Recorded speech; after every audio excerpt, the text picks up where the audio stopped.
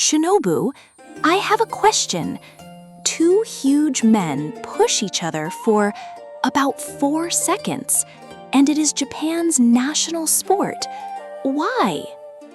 Because what you are watching is not really a fight. It is a ceremony, a prayer, something over 1,000 years old. A prayer? Two giant men in a ring is a prayer? Yes, the salt they throw, the stomping, the ring itself. Every part of it is sacred. Most people only see the 4 seconds. They miss the 1,000 years behind it. Okay, now I will never watch sumo the same way again. Let's reveal what is really happening. Hello everyone. Welcome back to Japan with Ninjas. I'm Hikari. And I'm Shinobu. Welcome back, everyone. This podcast is for English learners. We speak slowly and clearly so everyone can follow along, even beginners. Oh, and before we start, here is a fun little secret about my co-host's name. Shinobu, how do you write your name in kanji? With a single character, nin. The character that means to endure, or to do something unseen. And here is the secret. That exact same character, nin, is the first character in the word ninja. So Shinobu's name literally carries the heart of the ninja inside it. It is a fitting name.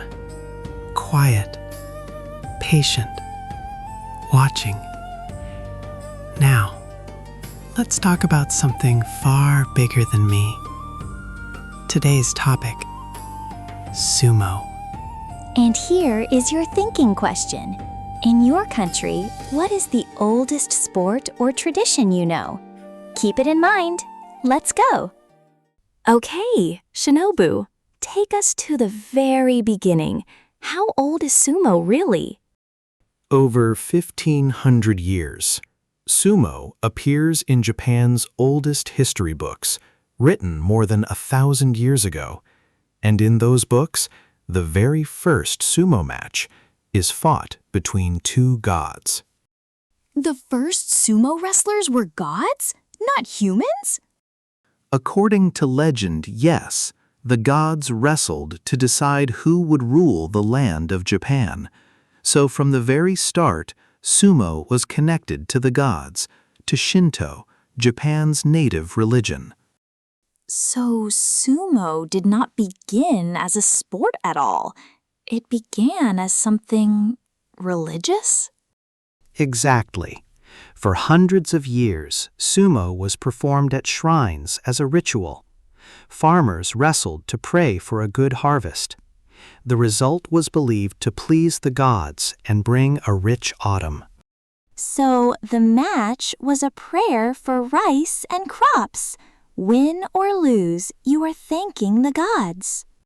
Later, in the age of the samurai, sumo became training for warriors. And finally, in the Edo period, it became a professional sport that ordinary people paid to watch, often to raise money to build temples and shrines. So in one sport, you can see all of Japan's history. The gods, the farmers, the samurai, and the city crowds, all still alive in the ring today. Now let's talk about the rituals, because there are so many. Let's start with the one everyone notices, throwing salt. Before a match, the wrestlers throw handfuls of salt into the ring. In Shinto, salt is pure. It cleanses. The wrestlers are purifying the ring and driving away any evil spirits before they fight. So the salt is not for show? It is cleaning the ring spiritually. How much salt do they use in one day? In a single day of a big tournament, the wrestlers can throw over 40 kilograms of salt in total. Every grain has a sacred meaning. 40 kilograms of salt a day. Okay, what about the stomping? They lift one leg high and stomp the ground. so powerfully. That is called shiko. They raise each leg high and stomp down hard. It is believed to crush and drive away the evil spirits hiding in the ground and to wake up the earth. And the ring itself, the dohyo, that is sacred too, isn't it? Very sacred. A new dohyo is built for each tournament, and sacred objects, including salt, are buried in its center as an offering. Above the ring hangs a roof shaped exactly like the roof of a Shinto shrine. So the wrestlers are literally fighting inside a shrine? And women traditionally cannot step onto the dohyo, right? Because it is so sacred? Yes, that ancient rule still causes much discussion in Japan today. And even the referee, the gyoji, dresses in robes like a Shinto priest. Everything in that ring points back to the gods. So when we watch the long, slow rituals before the fight, that is not wasted time. That is the sumo. The 4-second match is almost the smallest part. Now, I really want to know, how does someone actually become a sumo wrestler? What is their life like? A wrestler is called a rikishi. Young men join a training stable called a heya, often as teenagers. And inside the heya, life is extremely strict and traditional.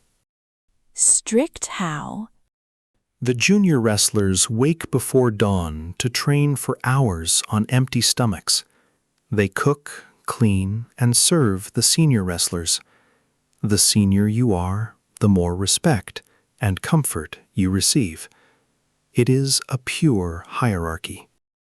And they eat that famous hot pot, don't they? The big one. Chanko-nabe, a huge, rich hot pot full of meat, fish, and vegetables. They eat enormous amounts, then rest to build their powerful bodies. The junior wrestlers cook it, and the seniors eat first.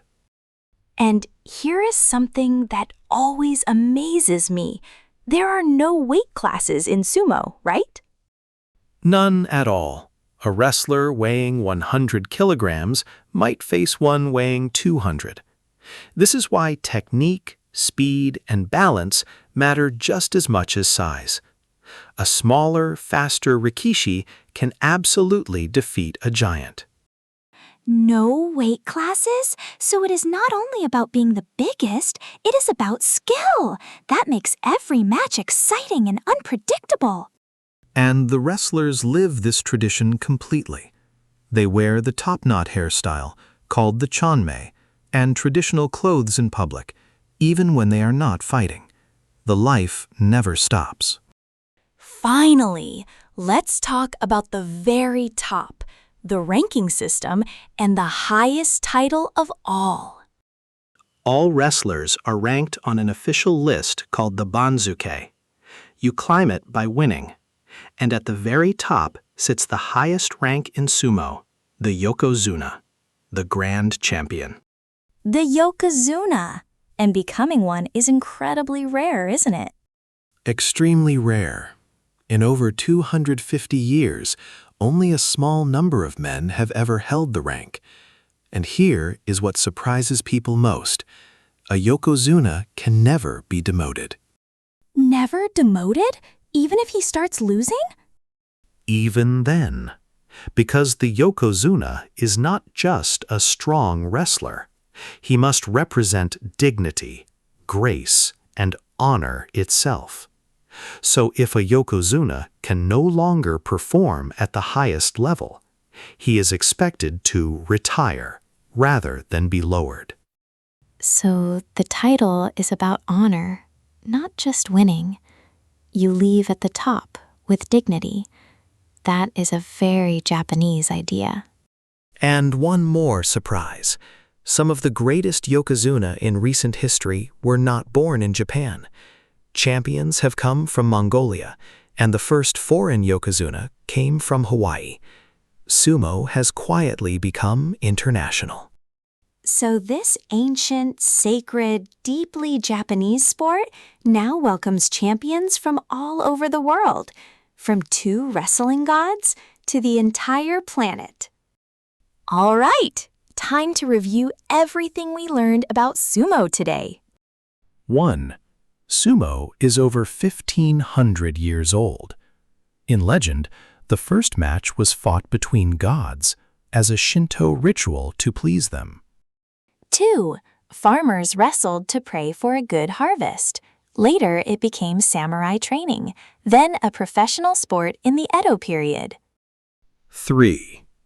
The rituals are sacred. Salt purifies the ring. The shiko stomp drives away evil spirits. The ring, the dohyo, sits under a shrine roof. 4. Wrestlers, called rikishi, live in strict stables, heya, eat chanko-nabe hot pot, and follow a pure hierarchy. 5. There are no weight classes, so skill and balance can beat pure size. Every match is unpredictable. 6. The highest rank is yokozuna, grand champion. He can never be demoted, only retire with honor. And today, champions come from around the world.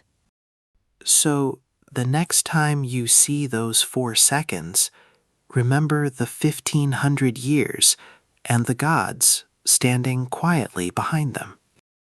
That's all for today. Now we want to hear from you. In your country, what is the oldest sport or tradition you know? Tell us in the comments. And if you ever get the chance to watch sumo in Japan, do not look away during the salt and the stomping. That is the soul of the sport. Behind something that looks simple, there can be 1,000 years of meaning. Sumo teaches us to look a little deeper at everything. For our English learners, you finished another full episode. Your listening grows a little stronger every time. That is real progress. Be proud of it. Small steps every day. That is the ninja way. Subscribe for more Japan secrets, like this video, and we'll see you next time. Bye-bye!